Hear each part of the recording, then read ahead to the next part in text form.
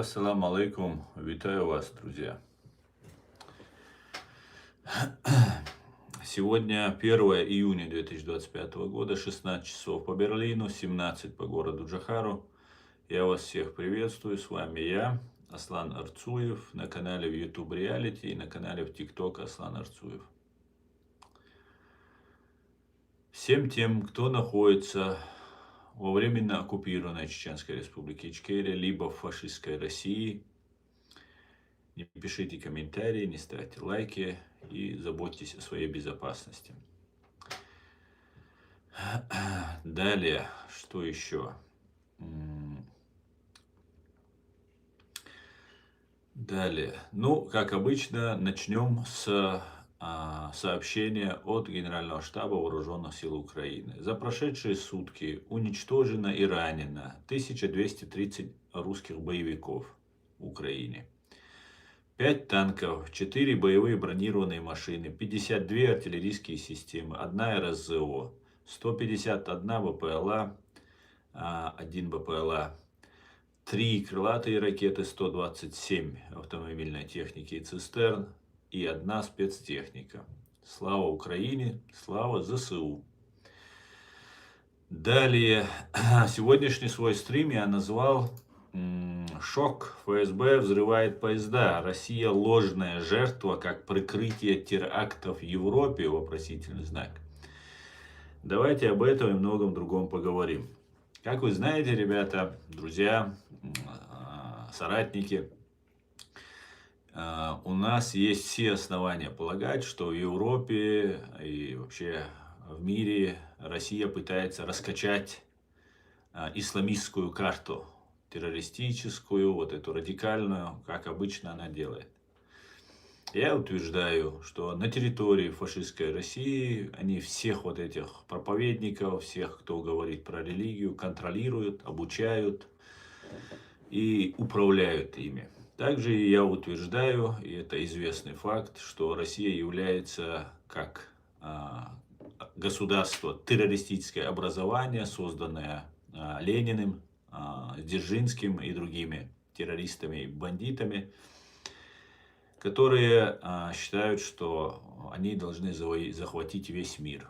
Это как раз из той же оперы про всемирный джихад, когда весь мир должен стать такими, как видят какие-то там люди недалекого ума, и как об этом нам рассказывает российская пропаганда. 7 октября 2023 года террористы, близкие, финансируемые, поддерживаемые Россией. Россия является архитектором международного исламского терроризма и главным спонсором, который на протяжении из поколения в поколение, это можно очень хорошо проследить по палестинским террористам, по арабским террористам, можно проследить, как они трансформировались. Сперва они были коммунистами, марксистами, и затем, и даже террористы, помните, Сантос Шакал такой был, террорист, который совершал террористические акты, сейчас сидит пожизненно во Франции и уже принял ислам и как бы стал в ряд с этими исламскими террористами. И как мы понимаем, что палестинские, арабские террористы Палестины, сектора Газа, Хамас, например, исламский джихад там, и так далее, и так далее. Эти люди сперва были коммунистами, тоже, как и Сантос Шакал, стали исламистами, радикалами. И именно в это же время, по большому совпадению, коммунистический режим в России перестал существовать, Советского Союза, и они стали демократами якобы. Демократическая Россия нынешняя, якобы демократическая. Демократии там никогда не было и, скорее всего, никогда не будет. И я утверждаю еще раз, что Россия готовит террористические атаки на Европу, в частности на Германию. И взрывы поездов, которые сейчас начали говорить, один обрушился, этот пролет, именно два моста, один в Курской, другой в Брянской области. Это, видимо, сделано для того, чтобы связать с Украиной, поближе к Украине. Курск, Брянск, Курск, часть Курска Украина захватывала. И, говорят, еще до сих пор часть удерживает. Ну, все, чтобы указывало на Украину. Украина за 11 лет войны и за 3 года широкомасштабной войны ни разу не проводила террористических актов. Были использованы подозрения есть, что это была Украина, использованы взрывчатые вещества, там самокат взорвали, машину взорвали. Недавно вот сейчас там человек там подошел к одному военному преступнику в России и тоже сам взорвался. И, ну, как бы общественно опасным способом, да, и так далее, где можно там интерпретировать это как террористический акт, но по невинным людям не наносился удар. Поэтому это можно с нашей точки зрения, не с российской, конечно же, интерпретировать как диверсионная акция, диверсионный акт. Подрыв пассажирского поезда или обрушение на него моста, как произошло сегодня ночью с 31 мая на 1 июня, таких вещей за украинцами мы не наблюдали. Наблюдали бы, мы сказали бы об этом, но этого не было. Опять же, один мост взорвали, люди слышали хлопок, где ехал пассажирский поезд, слышали хлопок, потом поезд перевернулся. Все это указывает на то, что был подрыв перелета. И Курская, Брянская область, опять же, рядом с Украиной, мосты. Поэтому если в одном месте был подрыв, потому что в другом сейчас начали говорить, в Курской области якобы это был не подрыв, а там обрушение и так далее. Возможно, какая-нибудь там хитрость была применена террористами, там, подпиленные какие-нибудь там, да, или разобранные какие-нибудь там балки, которые держат этот мост. Но, по всей видимости, эти два события, два инцидента связаны между собой. Произошли в одну и ту же ночь, тоже на железной дороге, тоже мосты, вот эти переезды. Поэтому даже если в другом случае, потому что сейчас спорные моменты идут, был взрыв, не был взрыв и так далее, и вроде бы Следственный комитет фашистской России возбудил по статье, дело по статье терроризм, есть все основания утверждать, что ФСБ, ФСБ за этим делом неоднократно замечено, неоднократно, не просто неоднократно, постоянно террористическое, как само образование, вот это Советский Союз, КГБ, НКВД, ЧК, ВЧК и так далее. И как любят это дело, умеют это дело, прибегают к этому делу. И это очень ровно ложится в контексте того, о чем я вам позавчера рассказывал, что Россия готовит террористические акты. Именно 7 октября 2023 года нужно было разжечь пожар, мировой пожар исламской джихада или там борьбы против евреев там и так далее. Ну, не удалось тогда. Мусульмане, уже надоело мусульманам на вот эту русскую, арабскую вот эту бредятину вестись.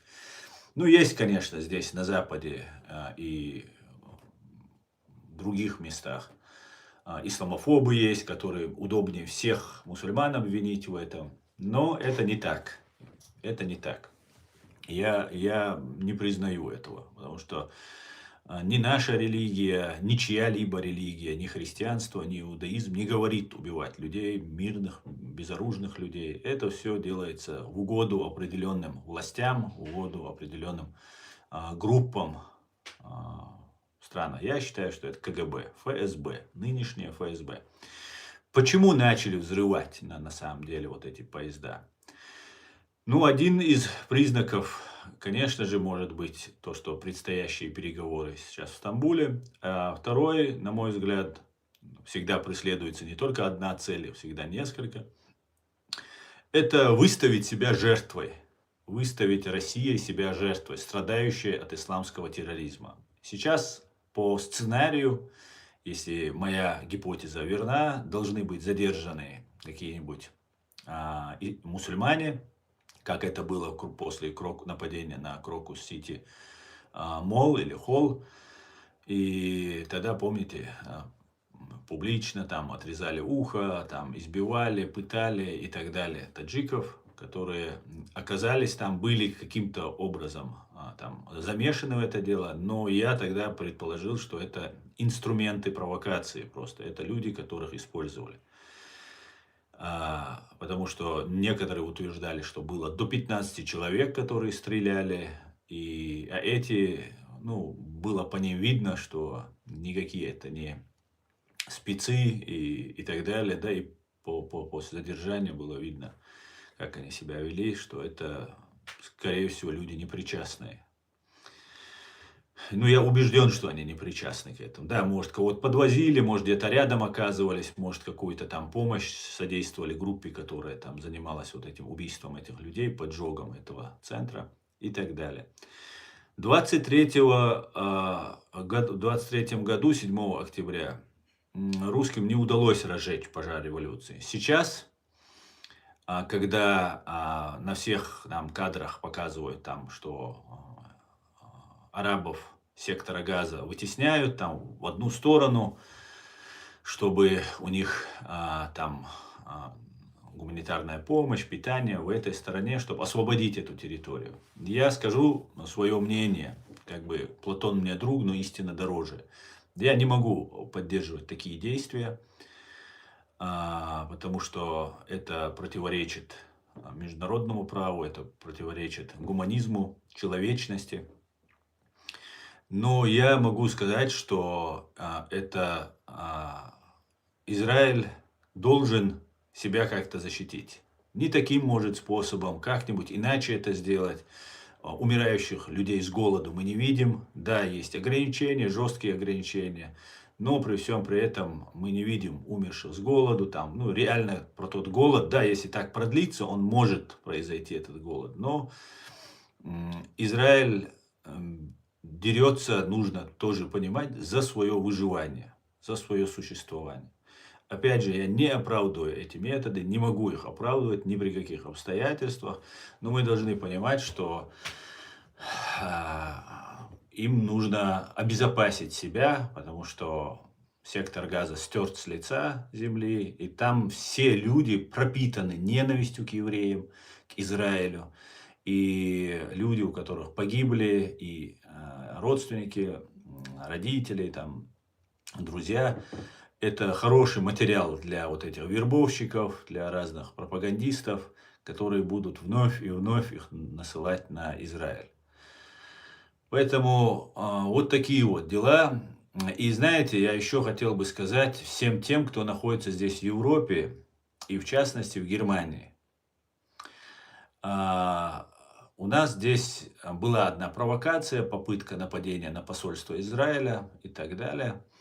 И как будто бы это что-то решает. Самое удивительное,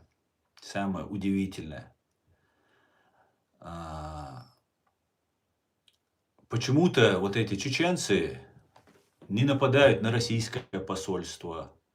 А тот, который пытался напасть, два его подельника убрались, сбежали в Африку, в район Сомали, по-моему, где как раз сейчас ЧВК Вагнер, ГРУ там работает.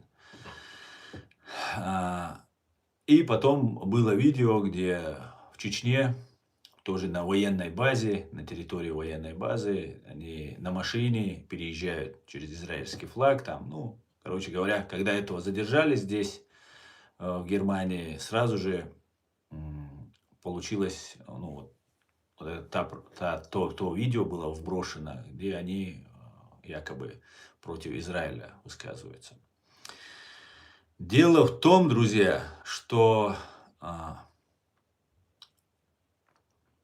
все, кто совершит на территории Германии какое-либо преступление против евреев, американцев, не обязательно это должны быть немцы, не имеет значения против кого. Никогда в своей жизни Германия не воевала ни против мусульман, ни против какой-либо страны мусульманской.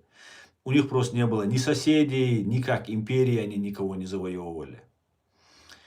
И любой человек, который на территории Германии совершит в отношении евреев, в отношении американцев, неважно, французов, кого угодно, даже русских, если я говорю, что если чеченец, он должен идти не на израильское посольство, а на российское, то я это говорю не потому, что он должен это сделать. Я говорю, что если он идет на осознанный такой шаг, то у любого здравомыслящего человека должно возникнуть в голове мысль, что сделали нам евреи. Израиль бомбил нас? Не бомбил Израиль. Израиль бомбит сейчас бомбил сектор Газа не потому, что ему нравится убивать, а потому, что им хочется жить. Им не хочется оказаться в море, в печах, рассеянными по всему миру, в бегах и так далее. У них есть государство, которое они защищают для того, чтобы оно защищало их, чтобы у них было будущее. И они обязаны это делать, не просто там хотят, там нужно, они просто жизненно им это необходимо. Здесь, в Германии, которые проживают евреи, то американцы, то это люди вообще находятся на территории Германии и находятся под защитой Германии. Любой мусульманин, любой молодой пацан, которого сейчас оболванят вот этой пропагандой, да, сейчас везде забрасывается информация, что там Израиль там жестко ведет, там нарушает международное право и так далее. Любой этот человек, клянусь Аллахом, вы не мусульмане, если вы на территории Германии совершите любой шаг. Вы отступники, вы предатели, если вы совершите, вы ничтожество. Потому что здесь, в Германии, 50 тысяч чеченцев проживает, 5 миллионов мусульман проживает. Нас не ущемляют здесь. У нас есть абсолютно все права, какие есть у немцев, даже не будучи некоторыми гражданами Германии. И только лишь у меня недавно состоялся диалог с одним человеком. И этот человек, у него в родственниках есть ФСБшник. В родственниках. Он сам за деньги готов любую их роль выполнять. Он сам плотно сотрудничает с этими разными здесь ГРУ, ФСБ и так далее. Сливает информацию обо мне лично. Но при всем при этом он мне что-то про Израиль предъявляет. А этот человек предатель. Предатель. Потому что израильские генералы не отдавали приказ бомбить Шали, Джахар, Грозный, вырезать Катыр-Юрт, Самашки, Алды. Ни один израильский истребитель не пролетал над Чеченской республикой Ичкерия и не сбрасывал на них бомбы.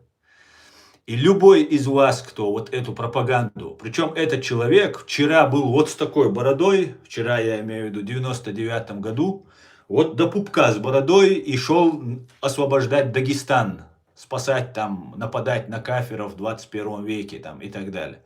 Я просто очень хорошо помню это время, когда я приезжал в Чечню, этот человек вот с такой бородой был, до пупка, практически до пупка было. Сейчас он мне прямо говорит, я готов и с ФСБ, и с кем угодно сотрудничать, главное, чтобы мне бабки были.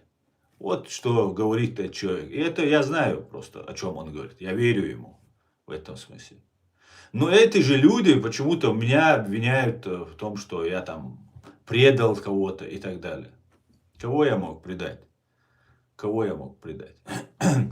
Поэтому любой, особенно это касается молодых, как это было во Франции, когда Абдаллах Анзоров, парень, обработанный своим отцом, своим семейством, у самих не хватило у них мужества что-то делать.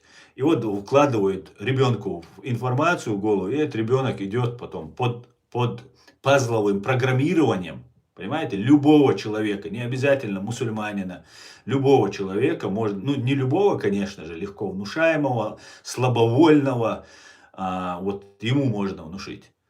Можно заставить убивать в школе детей друг друга, как это происходит много раз в Америке. Это происходило в других местах. Это отработанная методика ФСБ. Об этом есть очень хороший фильм «Воздействие» называется. Американский документальный фильм, который очень хорошо все это раскладывает просто по полочкам. И мотив объясняет, и методы, и цели, и так далее. Поэтому всем тем, еще раз я говорю, как мусульманин, мусульманам говорю, любой человек, кто на территории Германии совершит хоть маломальское преступление, особенно если оно связано с чем-то, с терроризмом, с нанесением вреда невинным людям там, и так далее, из идеологических, политических побуждений, клянусь Аллахом, вы работаете на ФСБ. Прямо вы работаете, вы это понимаете, или не понимаете, вы работаете на дьявола, на сатану. Понимаете? И никому, Богу это не нужно, Аллаху это не нужно, никому не нужно.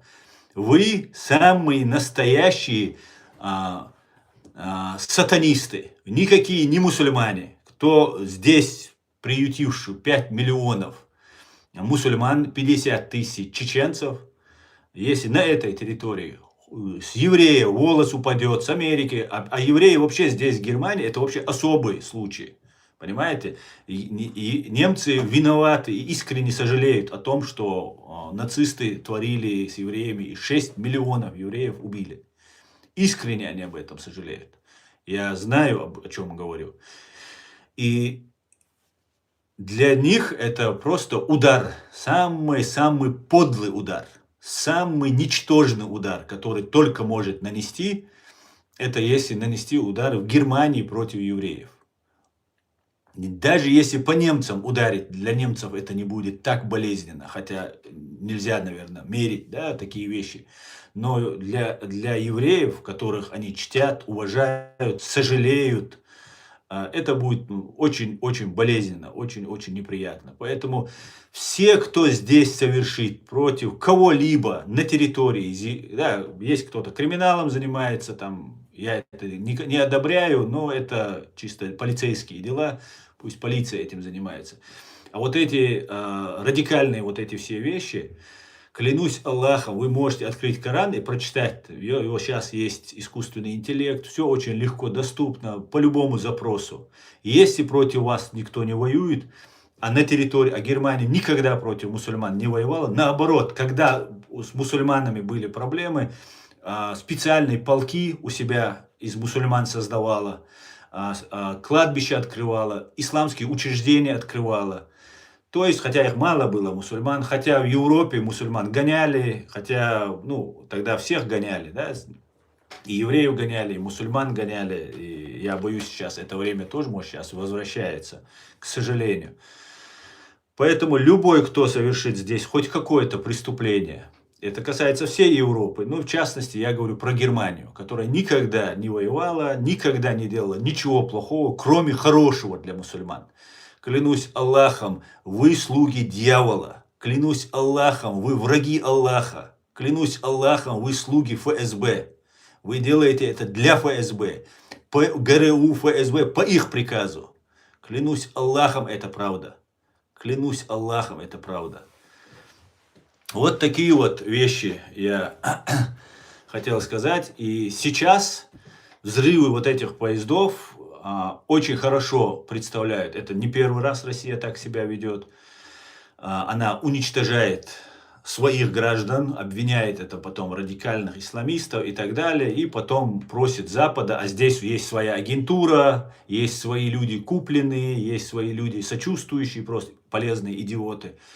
И вот таким вот образом Россия набивается потом в друзья. Вот на этом исламском терроризме. А исламский он сейчас называется. Раньше он по-другому называл. Они разные появлялись. С момента образования России уже 100 лет она совершает террористические акты. И всегда под чужими флагами она совершает. Как-то так. Как-то так. Как-то так. Всех, друзья, приветствую. Ва алейкум ассалам. Ва Алейкум ассалам. Давайте почитаю ваши комментарии.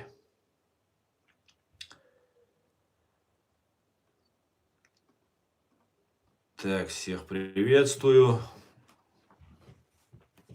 Алейкум салам, Эркин. Совершенно верно. Я уверен, что да, за этим стоит ФСБ. За взрывами вот этих поездов, обрушением этих мостов стоит ФСБ. Так. Сейчас шикарно пылают аэродромы и базы Северного флота. Дай Боже, и завтра тоже, Захар. ФСБшникам нужна сакральная жертва для переговоров. К Ванге не ходи. Да, и знаете, сегодня я смотрел видео. Иркутская область, да, знаете, где находится, это другой конец России. И там стоит грузовик, контейнеровоз. Из этого контейнера вылетают дроны. И они начали атаковать Иркутскую область. Представьте себе. Вот это я понимаю. Вот это работа украинцев, я считаю. Они заказали грузовик. Кто-то заказал грузовик. Загрузили контейнер, в котором находились дроны. Ему сказали отвезти в определенное место, поставить вот этот грузовик, вот этому водителю, вот этого грузовика. И из этого грузовика начали вылетать дроны.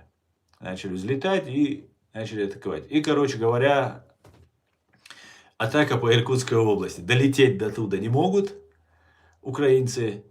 Поэтому вот такой способ применяется. Вот это я допускаю, что это украинцы. И смекалка, и абсолютно законные боевые действия, методы, не взрыв, не уничтожение пассажирского поезда или там гражданского населения. Вот это я понимаю. Ведется вот такая вот работа. Фрич Керри, приветствую тебя тоже.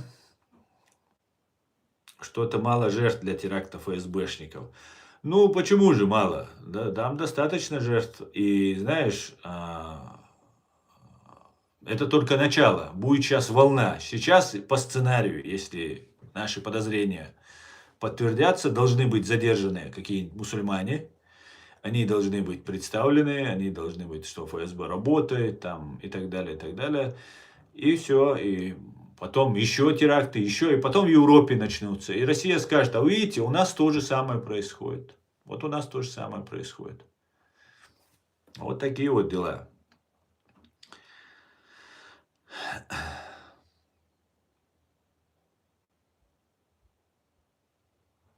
А представьте, что случится теракт Москва-Сити, говорит Добро с кулаками. Все может быть, все может быть. От этого ФСБ можно ожидать все, что угодно. Так.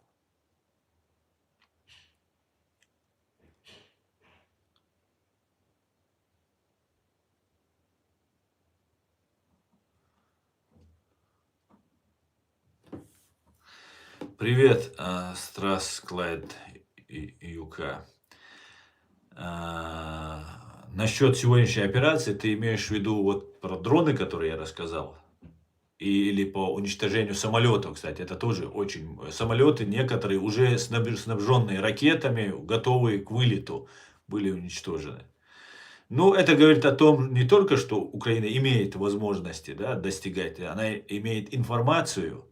Это говорит о том, что украинцы очень неплохо работают. Хотя военные так себя ведут. А внутри Украины мне не нравятся некоторые вещи, как происходит. Евреи ничего плохого чеченцам не сделали, а чеченцы в соцсетях поливают грязью евреев и Израиль. Да, совершенно верно. Ничего плохого не сделали. И большая часть, кто поливает этой грязью, это тролли. Понимаете, это тролли. Вот вы можете на моем канале заходить, смотреть. Тоже они здесь орудуют просто так. Есть полезные идиоты. Или вот смотри, человек, с которым я общался. Он прямо говорит, что я не против. Если ФСБ даст мне работу, денег, я готов работать, он говорит. Прямо он это не скрывает. И этот человек... ну, антисемит получается. Он мне что-то за Израиль предъявляет и так далее. Ну, возникает закономерный вопрос.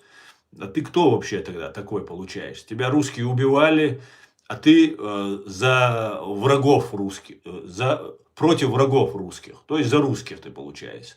А Израиль, как мы сейчас понимаем, уже открыто после 7 октября Россия свое истинное лицо показала. Хотя, я думаю, многие евреи знали это истинное лицо. Но, к сожалению, Натаньяху дружил, видимо, чтобы избежать 7 октября.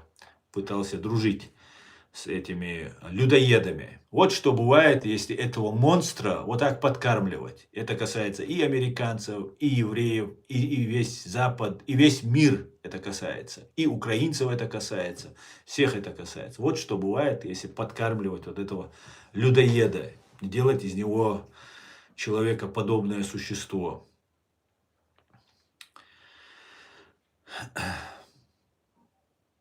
Ясно одно. Украина победит рашизм, это однозначно будет великое событие для всего мира. Да, совершенно верно, совершенно верно. Слава Украине, героям слава.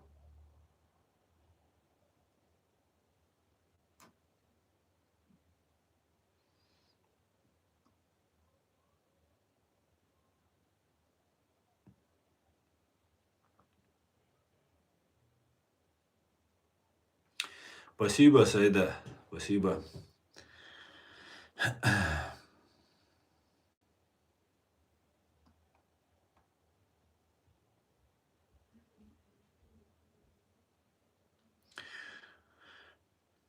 Так. А будут теракты типа в торговых центрах, типа Крокуса в России?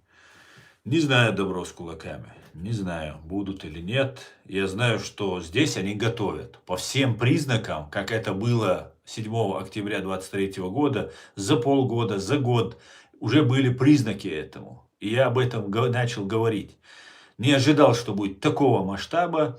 Поэтому сейчас я ожидаю, что может быть любого масштаба диверсии, акции, которые могут быть совершены. В том числе против евреев, вот под этот шумок, под это сейчас нагнетание вот этой ситуации. Ну, я еще раз говорю, Германия ни к чему не причастна, и на территории Германии никто не имеет права. Да, Израиль воюет со своими двоюродными, кстати говоря, братьями вчерашними и кровными врагами, которые или они там должны остаться. Там просто уже по-другому вопрос не стоит. Там должны или эти остаться, или те. Я так полагаю, там останутся евреи. Поэтому на территории Германии, на территории Европы никто не воюет против чеченцев, не воюет. Германия против никогда мусульман не воевала. На территории Германии кто совершает, тот стопроцентный пособник ФСБ, пособник сатаны. Самый, он никогда, его Аллах никогда не простит. Никогда. И мне люди про ислам рассказывают, там что-то мне рассказывают. Они не знают даже сами основ своей религии. Просто им пропаганду в уши вливают. Им что выгодно, то и говорят. Просто люди есть просто абсолютно умственно не сильно развитые, скажем так, и абсолютно не интересуются своей религией, что из себя представляет. Коран никогда они не читали. Они ничего, да, может, на арабском что-то прочитали, не понимая смысл. Возьми, почитай со смыслом. Пойми, что там написано. Разберись. Тогда тебе станет ясно. А так, это быть идиотом просто. И вот это, и нести это в себе, и распространять это уже не смешно даже. Это просто, это глупость полнейшая.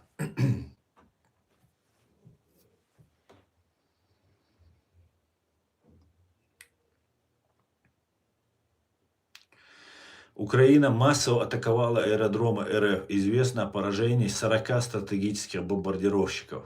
Ну что ж, слава Украине! Вот что я могу сказать. Все будет Украина, говорит Ольга. Абсолютно с вами согласен, Ольга.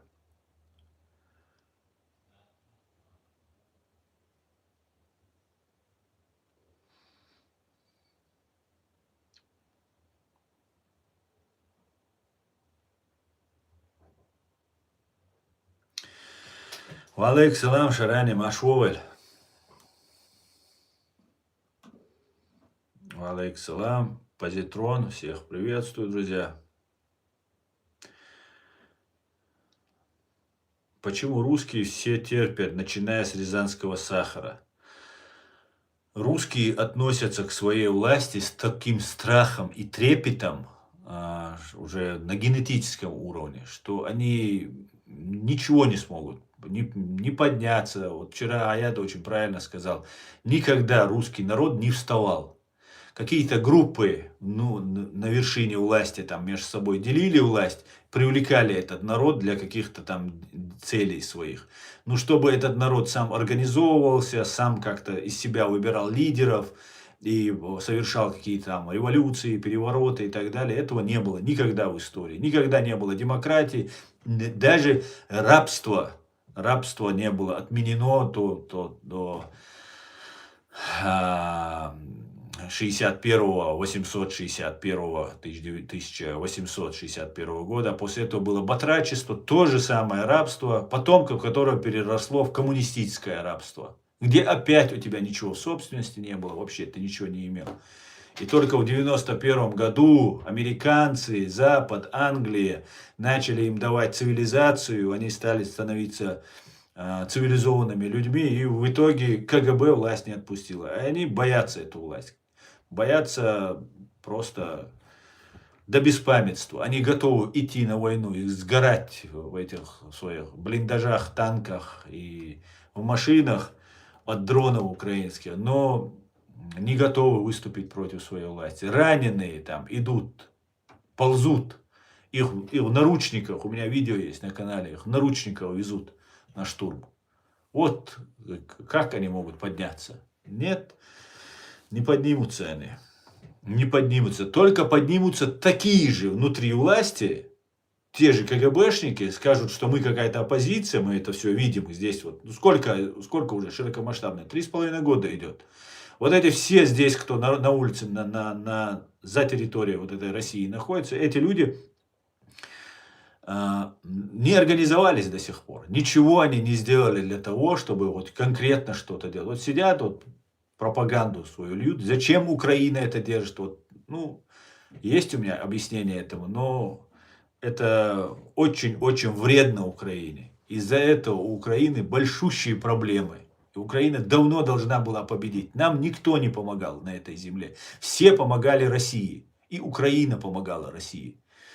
Украинские отпускники ездили воевать в Россию. И мы выбили этих террористов с нашей земли.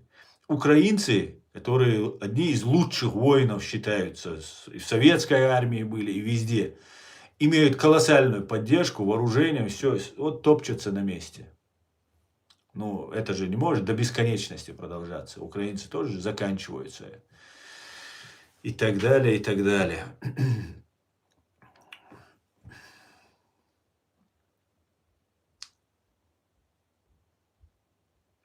После того, как канцлер Германии сказал о ракетах Таурус, вполне возможны теракты. Дальше ранее, но эти теракты никогда, сказал, он-то вот вчера это сказал. Все это время идет активная подготовка к этим террористическим актам. Вот по информационному пространству можно наблюдать, что они к этому готовятся. И это может быть, скорее всего, это вот этот исламистский фактор. Поэтому еще раз говорю, если меня услышат, передайте мне, от меня вот этим всем, кто из себя изображает. Вы абсолютно 100% управляетесь сатаной и ФСБ.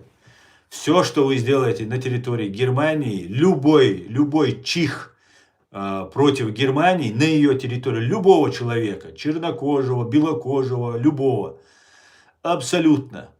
Это 100% вы делаете это для ФСБ. Вы враги ислама, вы враги мусульман, вы враги всего человечества.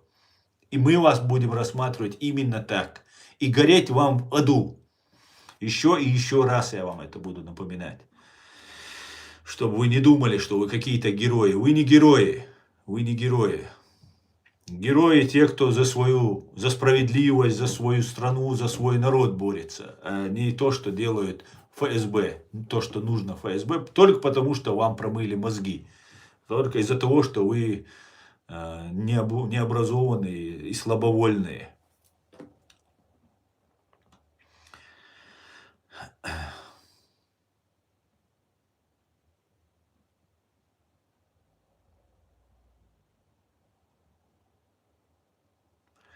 Посмотрел фильм Некрасова, 2004 год, «Недоверие». Получается, сестры знают, что их маму взорвали ФСБшники. Да, я думаю, эти две сестры, которые одна жила в Америке, потом другая тоже туда переехала, сейчас она живет там. Да, я уверен, и они знают, и подавляющее большинство россиян знают, что в 99 году взрывали дома ФСБшники. Лично Патрушев тогда сказал, что это были учения, и никакой взрывчатки не было, а был сахар. И с тех пор это называется рязанским сахаром, учение «Рязанский сахар».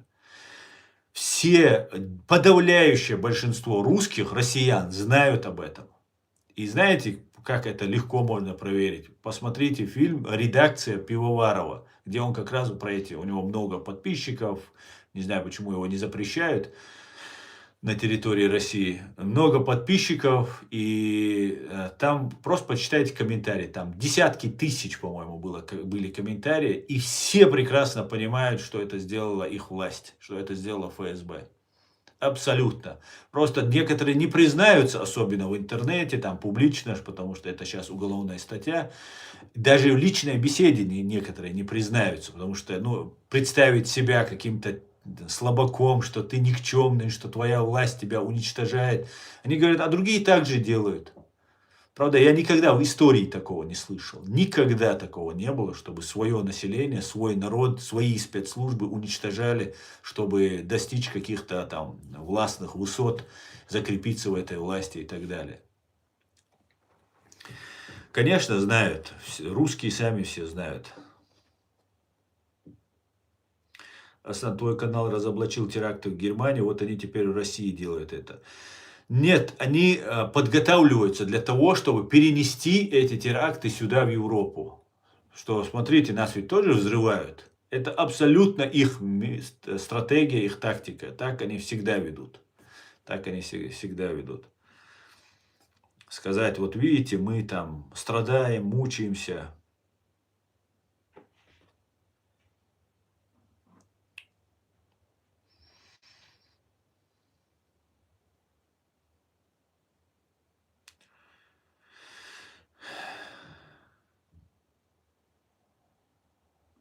Да, советую посмотреть всем редакцию, там 12 миллионов просмотров, и все говорят, что Моль и русский Фредди Крюгер взорвали. Да, да, совершенно верно. Давайте я обращу внимание на ТикТок, я смотрю здесь.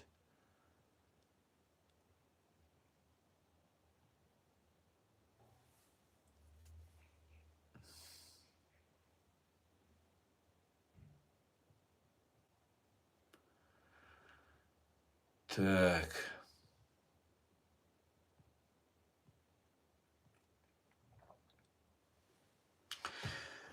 Иркутской области сейчас шашлычки из Ту-160. Да, да. Слава ЗСУ, слава Украине. Что я могу сказать?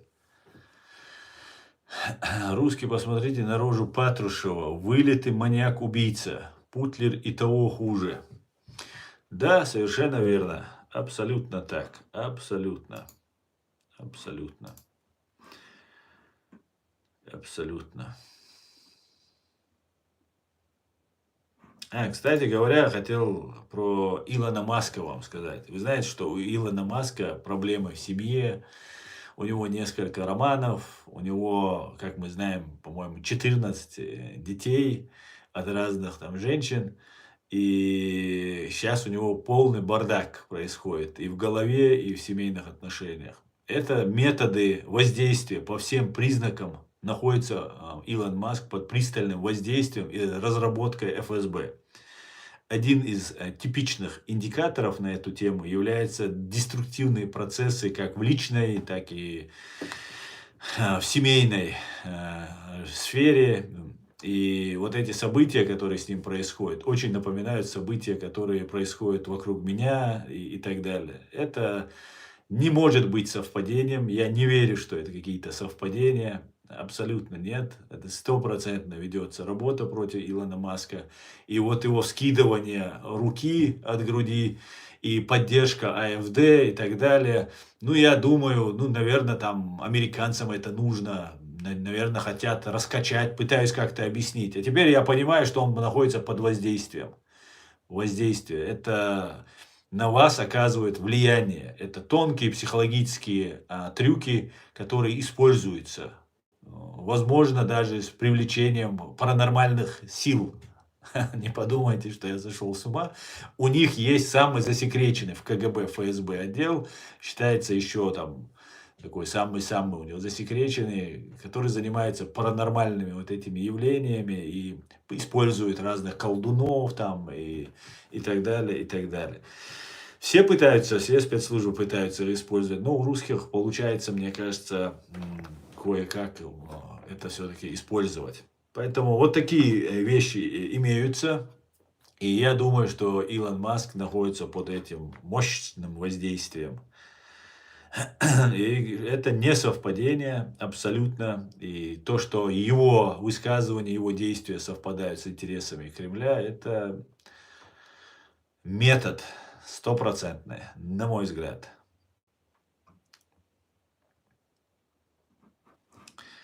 Так, давайте дальше к комментариям к вашим.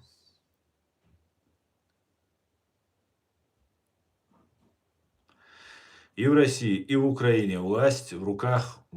Ты смотри. Это очень ошибочно то, что вы говорите. Я тоже так считал, потому что пропаганда забивается, постоянно вы везде забиваете, что евреи всем управляют. Евреев 6 миллионов, 10 миллионов максимум.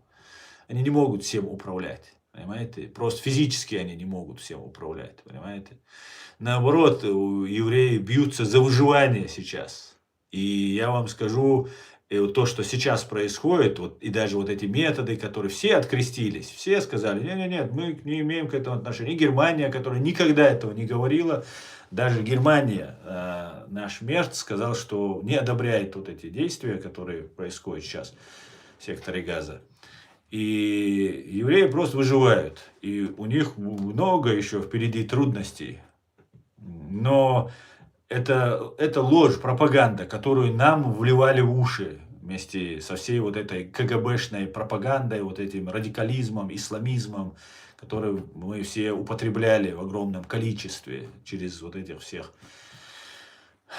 средства массовой пропаганды, которые нам вливалось. Ну, вот ты говоришь, Медведев, там, Зеленский еврей. Ну, Зеленский еврей, да, это мы знаем. Но давайте исходить из того, что Путин, например, не еврей.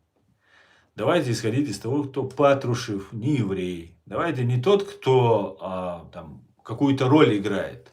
Да? Давайте посмотрим на Кадырова. Чеченец, другие там рядом с ним есть люди. Чеченцы, да, может быть, обчечененные какие-нибудь товарищи. Но я думаю, есть чеченцы. Я знаю настоящих. Мои родственники есть, которые вот за эту русню фашистскую, да, которые плевали на свой народ, им главное бабки. Все, что им нужно, это бабки и власть. Все, больше им ничего не нужно. Да. Кто они? Они управляют Россией? Они инструмент. Соловьев, там другие, третьи, какие есть там евреи. Они что, управляют Россией, как эти кадыровцы? Нет. Они тоже инструмент. Кто-то там, ну, душой и телом за это КГБ, за это ГРУ, и они являются их людьми. Управляют Россией КГБшники, и по большей части это русские. И сражаются они во имя русского дела, и великую Россию строят они, и так далее, и так далее. Так что не нужно лгать, не нужно повторять пропаганду, чтобы выгородить русских. Понимаете? Хотя я не считаю русских как этнос виновными. Я считаю русских политических виновных. А Кадыров это политический русский. Вот он один из русских, который виновен в этом. Но не какой-нибудь там, я не знаю, русский, который абсолютно к этому не причастен и никакой он не имперец. Да, этнически он русский. Вот я его не виню.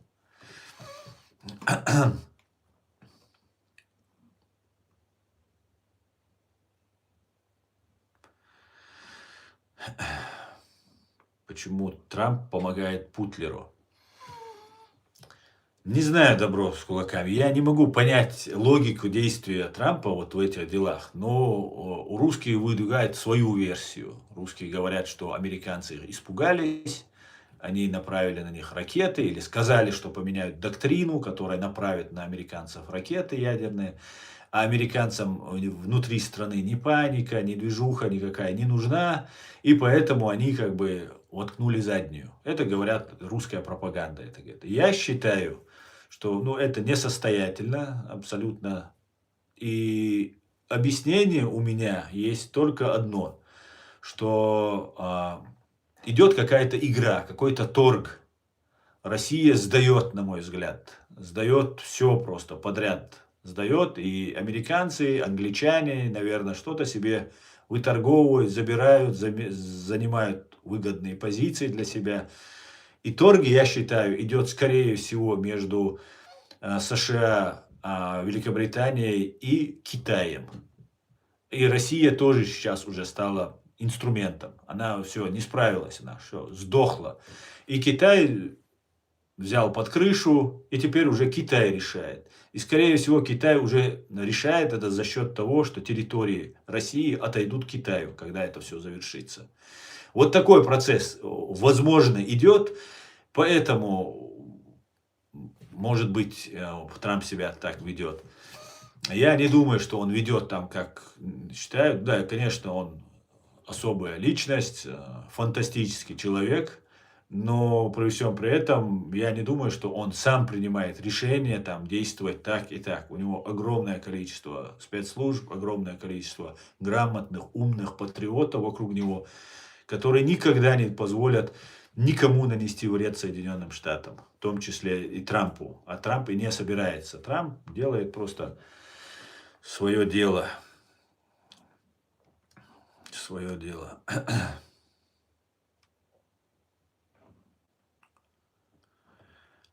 Сыновья у Патрушева додики какие-то. Один вообще алкаш. Хорошо, что он их воспитал, говорит Добро с кулаками.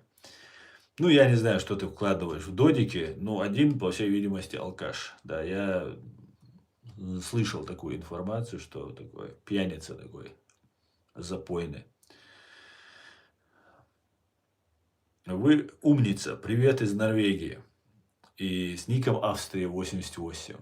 Представляете? Ником Австрия 88. Вот она, фашня. Знаете, здесь есть исламофобы в Европе и на Западе есть.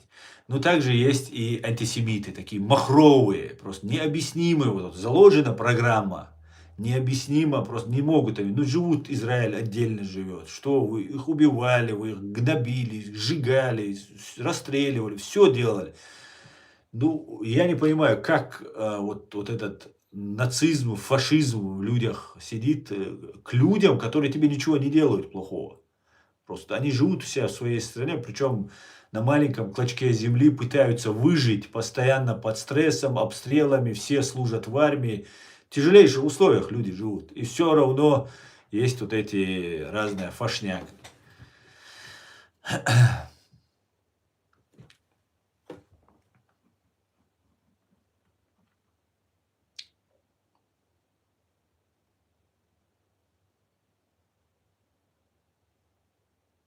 А сам вы врете, говорит, России не дают править русским. Ну зачем вы говорите? Ну зачем вы так говорите? Ну зачем вы так нагло лжете? Ну не так же. Ну как не русский? Кто там управляет? Кто, скажите? Давайте, кто главный орган страны? Это ФСБ, КГБ. Кто там главный? Да, там есть евреи, скорее всего. Не скорее всего, есть. Но они служат своему учреждению, своему КГБ. А в основном это все русские. И эти евреи, и эти чеченцы, кто там есть, они все русские. Так, скажите, мы вернулись?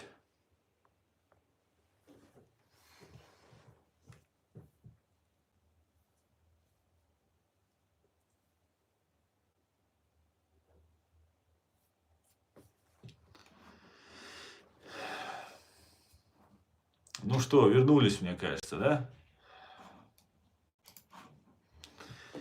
Обрыв связи, знаете, я вот много смотрю стримов, ну, разные видео смотрю. Вот такой системности, как у нас, а так ни у кого я не замечал.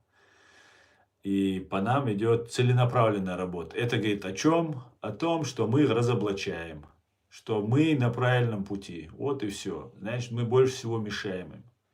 И всем тем, кто прикрывается там религией, всем тем, кто там рассказывает, что они какие-то борцы там и так далее, посмотрите, как атакуют нас, и вы поймете, кто реальный борец и кто реальный их враг, кого они считают своим врагом. Все свои силы и психологов, и всех своих вот этих пропагандистов, все они бросают вот против меня, вот моего окружения и так далее. Да?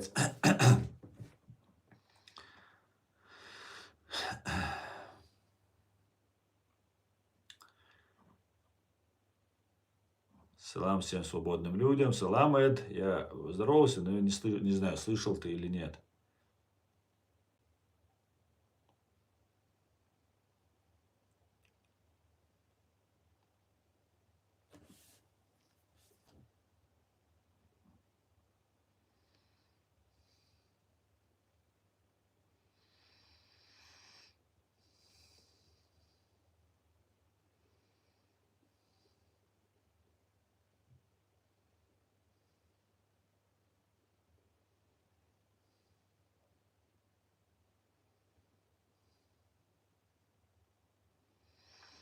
На России подорвали 3 аэродрома с самолетами.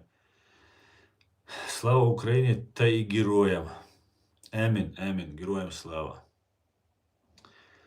Так.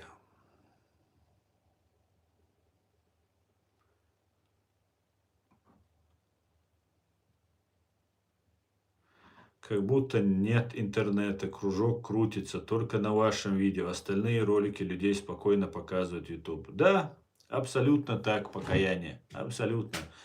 Нас любят особо на России. Поэтому нам постоянно... И сейчас нагнетается вот эта террористическая ситуация. Она будет развиваться, если мы правы в своих прогнозах. А я думаю, что у меня практически нет сомнений, что они будут в этом направлении двигаться. Поэтому еще чаще будут нас атаковать, потому что мы разоблачаем их и сбиваем вот эту волну, которую они нагнетают, которую они пытаются поднять. Потому что свои эти ГРУшники и ФСБшники, они теракты делать не будут. Они будут использовать наивную молодежь, там, поднять просто дурачков там, по вот этой пропагандой массовой. Им это очень нужно сейчас, отвлечь внимание. Как в 23-м году они пытались всех поднять. И также они будут сейчас дальше пытаться это делать. А сами умирать они не хотят. Им хочется ездить на Мерседесах, иметь там счет в банке и так далее, и так далее. Поэтому в этом смысле им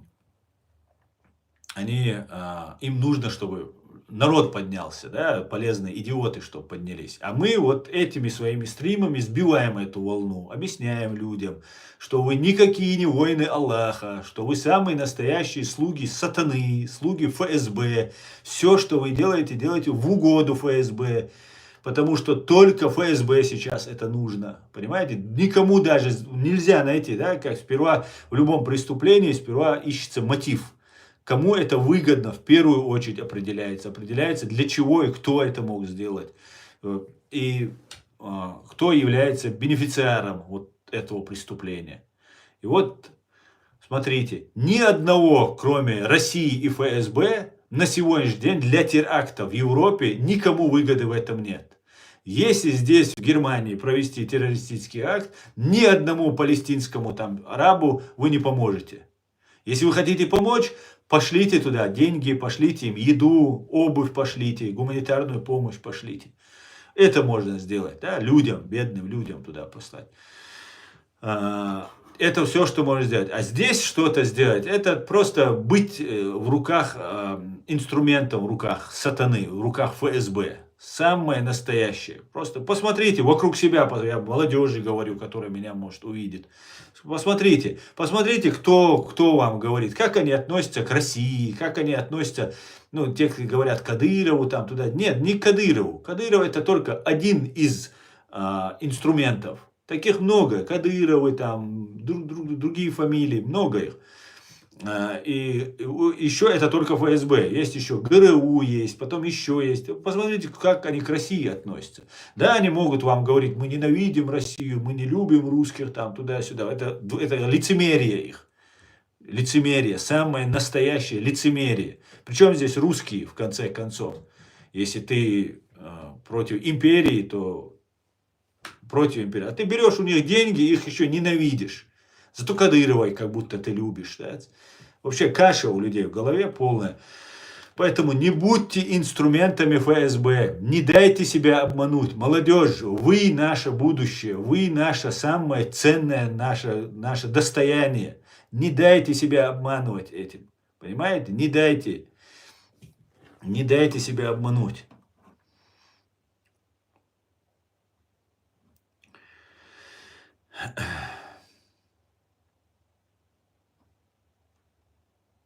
Украинцы провели блестящую антитеррористическую операцию на территории России, атаковав военные аэродромы. Да, слава ЗСУ, слава Украине.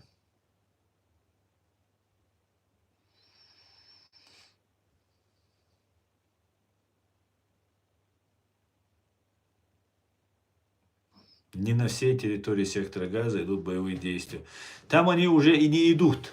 Там уже воевать никто не хочет.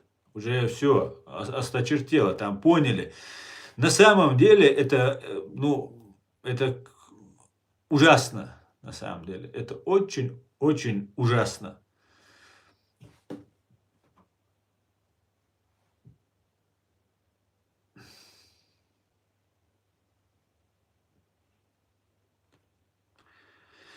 Пропаганда в России среди кавказцев. Их хватает, вот они лечат молодежь на Кавказе. Да, совершенно верно. Я тут недавно смотрел одного деятеля, там про религиозные какие-то вещи рассказывает, там он там рассказывает, как там ущемляют мусульман, там. Я мусульманин, меня здесь никто не ущемил ни разу. Вот представьте, у меня дети ходят в школу, у них мусульманские имена.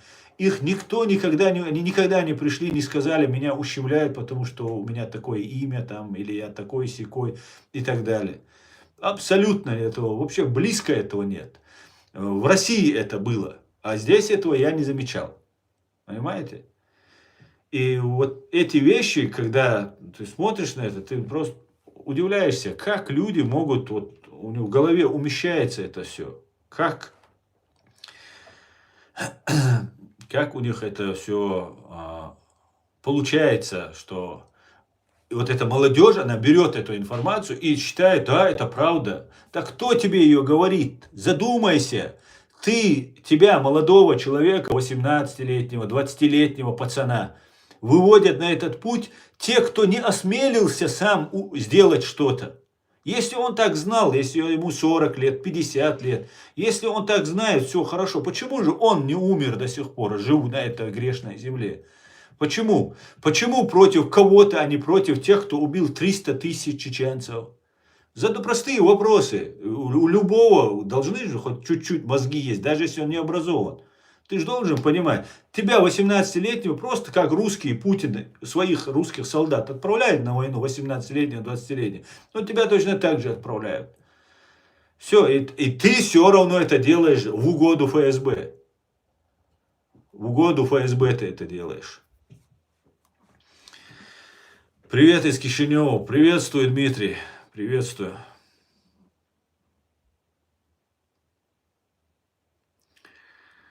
Просто задумайтесь, кто вам это лечит вас вот этой пропагандой, кто вам это все рассказывает. Они сами погибли, они сами сражаются, в окопах сидят, они знают ислам, они знают это. Просто задумайтесь, как вообще можно себя давать обмануть. Да, я тоже был молодой, да, я тоже попадался на эту пропаганду, и поэтому мне вам легче об этом объяснять и говорить. Но при всем при этом, когда я попадался на эту пропаганду, все вокруг горело, всех убивали, весь мир от нас отказался, понимаете? И тогда оказалось, что вот это простое объяснение этому, что это и есть, да, это так и есть, все против нас, все нас не любят. только из-за того, что мы мусульмане и так далее. Причем другие мусульмане жили припеваючи. Саудовская Аравия, Арабские Эмираты, да все в мире. Миллиарды мусульман жило и нас вообще не вспоминало. Плевали они на нас. Арабы Палестины, сектора Газа, в десна целовались с Путиным, с Ельциным, когда нас убивали. Понимаете? То, что было сейчас в секторе Газа, это цветочки по сравнению, что было в Чеченской республике Ичкерия. Годами, 10-20 лет это продолжалось. Понимаете? И тогда эти же арабы сектора Газа, за которых сейчас мы должны все переживать, они плевали на нас и говорили, что мы внутреннее дело. Геноцид был, на самом деле геноцид был. И говорили, плевать. Akira dua xilsa diyiz, acime yah xilsa diyiz, dua xilsa diyiz, quvonaq üçün, noqchi üçün, dua xilsa diyiz. Я не говорю, что не нужно жалеть. Нужно. Нужно жалеть, нужно помогать нужно. Если не имеет значения, какой он религии, какой национальности. Арабы, я тоже не обвиняю всех арабов. Даже арабов сектора Газа я всех не обвиняю. Но те, кто поддерживает Хамас, вот эти, и отказ в существовании Израиля. Представьте себе, что говорят эти террористы или вот эти радикалы и так далее. Они говорят, что не должно быть Израиля. Как, точно так же, как русские говорят, не должно быть Ичкерии свободной, независимой. Да, они разрешают евреям там жить. Потом, может быть. Но они не говорят, что у евреев должна быть своя армия, своя страна, своя полиция, свои спецслужбы. Этого не должно быть. Они должны быть под их контролем, они говорят. А если они будут под их контролем, с ними, с евреями, будет то же, что сейчас с нами происходит. Нас берут на любую войну, отправляют, нас убивают, сажают, что угодно с нами делают. Понимаете? Это же нужно понимать. Задумайтесь, кто вам это говорит. Тем более здесь, в Европе, вообще Германия никакого отношения не имеет. Ни к этой войне, то, что они перед евреями виноваты. Вот все, что есть. И они будут заступаться за евреев, потому что это их дело чести. Они никогда не позволят, немцы никогда не позволят обижать евреев. Понимаете? Так сложилось исторически. Да, вот. Это говорит о благородстве немцев, что они признают это и защищают евреев. И правильно делают. Вечный зов, Машоль. Я очень рад вас здоровым и живым. Продолжаем молить Всевышнего о защите вас. Спасибо, Вечный зов. Ну, я бы не сказал, что я здоров, если честно. Но живой, да. Ну, и иду на поправку. Уже все хорошо, да.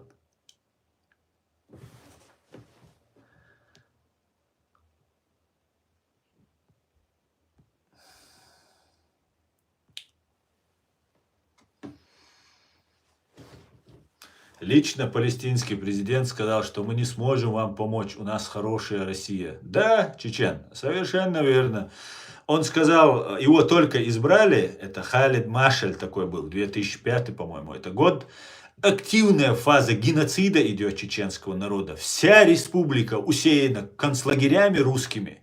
Чеченцев пропускают через эти концлагеря. Половина выходят инвалидами, половина не выходят вообще оттуда. Погибают их, разрывают на куски, собак натравливают, сжигают, убивают, взрывают. Вот это все происходит.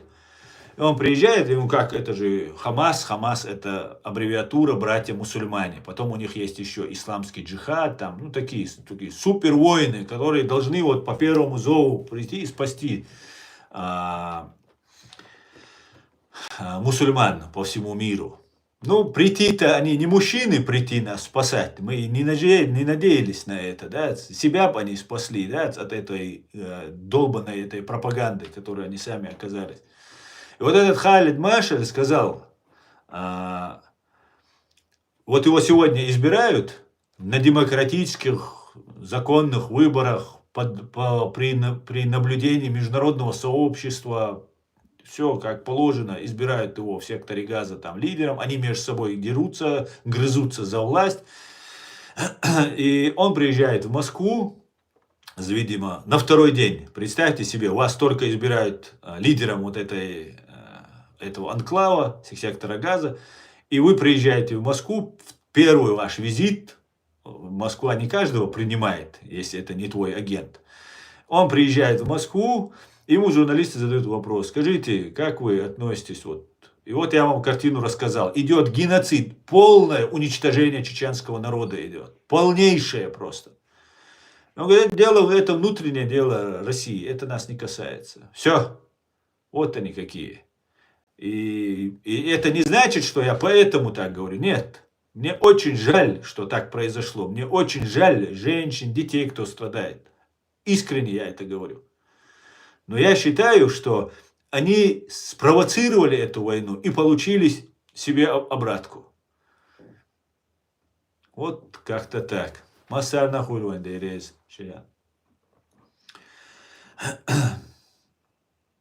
Дерез хуй дон. Дал алш хуй олар луш хилля ваша. Дерез хуй дон. Масу хуй дал алш. Дерез хуй вечный зов.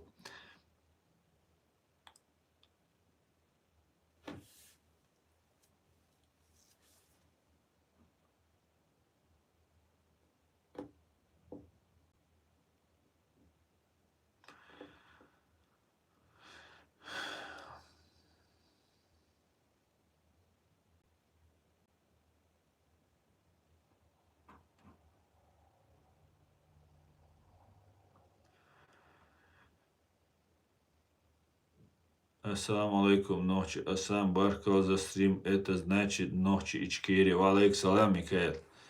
Ангуш.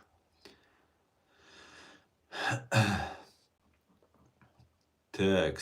Вот такие вот, друзья, дела.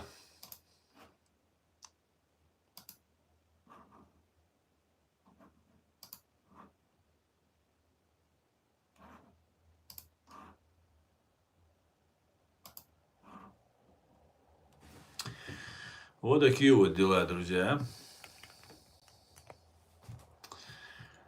Так. Я сегодня хотел на чеченском провести стрим, но потом думаю, давай-ка я буду пока на русском проводить. И, кстати говоря, по поводу правозащитной своей деятельности, я пока тоже приостановил работу. Я пока никому отвечать не буду на звонки. Ни с кем я на связь выходить не буду, друзья. И никому пока документы, извините, так нужно писать документы, я тоже пока никому не буду. Ну вот как-то так. Как-то так. Поэтому ждите лучшего времен, Дэн. Будем работать, будем помогать. Пойдемте дальше. Путин ищет, наверное, крайнего за взрывы. Да, они уже есть, наверное. Сейчас поймают каких-нибудь исламских террористов. Белла Нанин. Я еврейка, вышедшая замуж за араба, потому что так нас учили в совке. Все люди братья. Мои дети всю жизнь были проарабскими. Никто не ходил в армию, но после 7 октября все изменилось. Белла, на самом деле все люди братья. И наши религии, наши национальности, наши расы, они имеют, постольку-поскольку отношения. Да, если вам удобно находиться в определенной культурной среде, то лучше выходить замуж друг за друга. Если вы находитесь на грани истребления, исчезновения, то да, надо постараться в народе поднять вот этот патриотический или свой национальный дух, чтобы люди женились вместе там и так далее, продлевали свой род и так далее. Но я вам скажу, что арабов нет хороших, плохих, арабы не плохие и не хорошие, как и евреи не хорошие, не плохие, как и чеченцы не хорошие, не плохие. Все есть и хорошие, и плохие, и преступники, и все, и уроды, и умные, и благородные, везде все есть.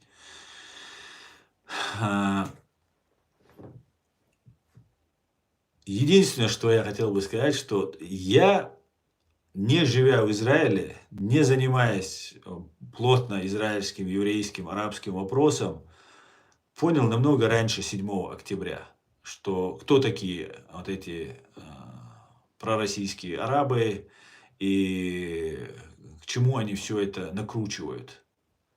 К чему они накручивают. Даже сам факт само название, там все было подготовлено. И сейчас может, и в том числе против евреев может случиться вот эта акция. Абсолютно может случиться.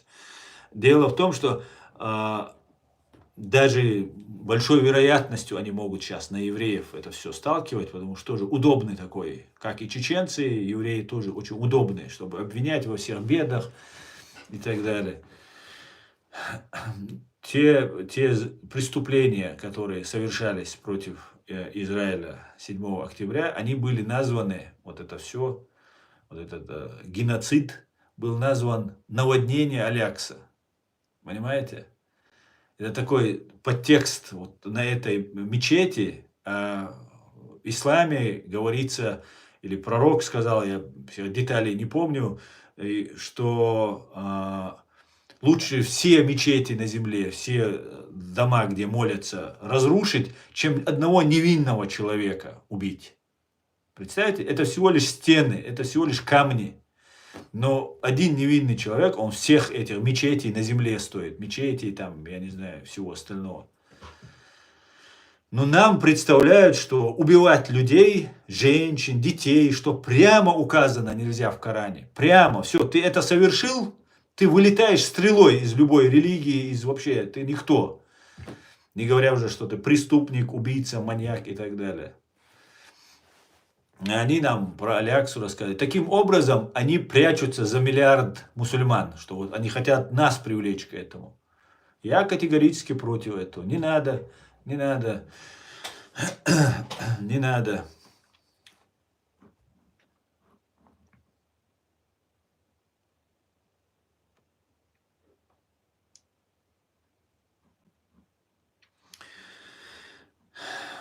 Да, вы правы, да, было. К сожалению, это так. Тогда я буду писать на русском. Джохар Мусаевич, да помилует его душу Всевышний. Сам был летчиком, знаю, его убьют по спутнику телефона, разговаривать. Он сам себя убил. Вот что очень обидно. Нет, Дон, он сам себя не мог убить никак. Он разговаривал по телефону и решал государственные важные дела. Государственные во время войны. И не только один Джохар погиб. У него очень много родственников погибло. Его племянники погибли, его родственников пытали, убивали. Там все, что только не сделали с его семьей, с ними. Поэтому как-то так. Как-то так. Джохар Дудаев был убит русскими. Разговаривал он с Константином Боровым на связи был в момент убийства его. И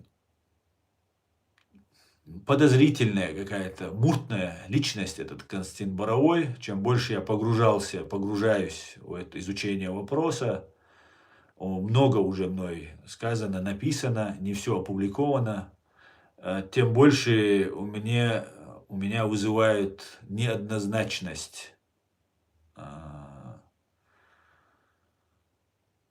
такой персоны в этом деле, как Константин Натанович Боровой.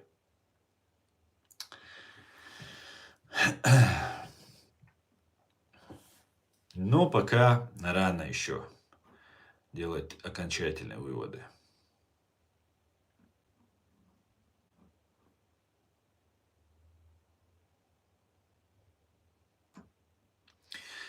Ты Дон, ты не то, что кто говорят.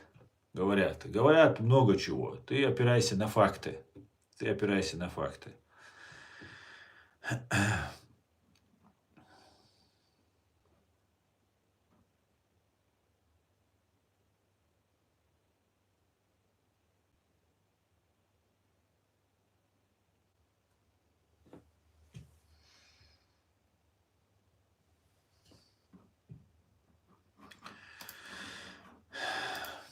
Так, мы уже почти 1,5 часа в эфире, друзья.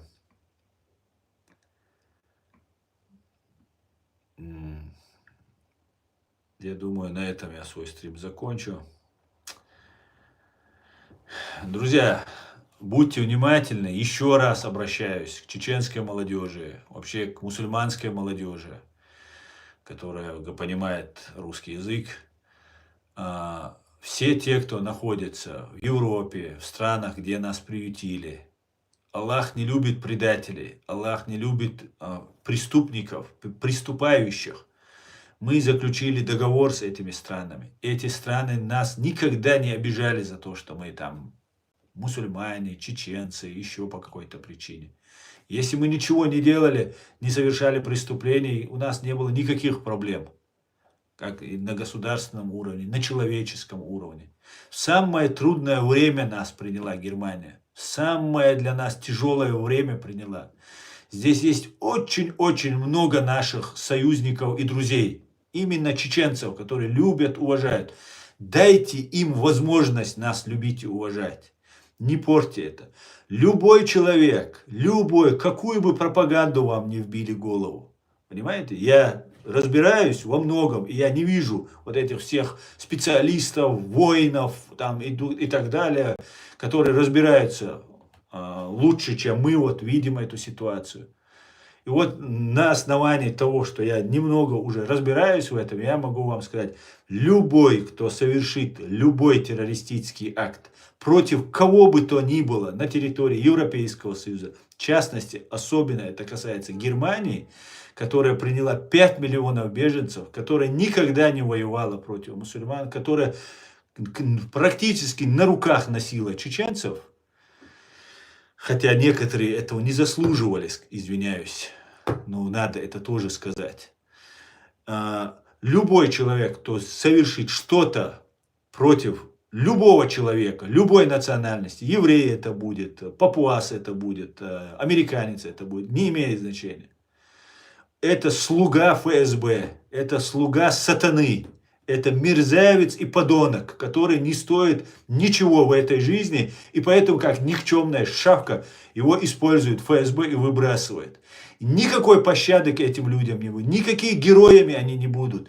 Мы будем плевать в их могилы, мы будем на них плевать. Кто нарушит договор, заключенный нами, с Германией, с Европой и так далее. Всего самого хорошего. Адикюэль Маш Оэль. До свидания, друзья.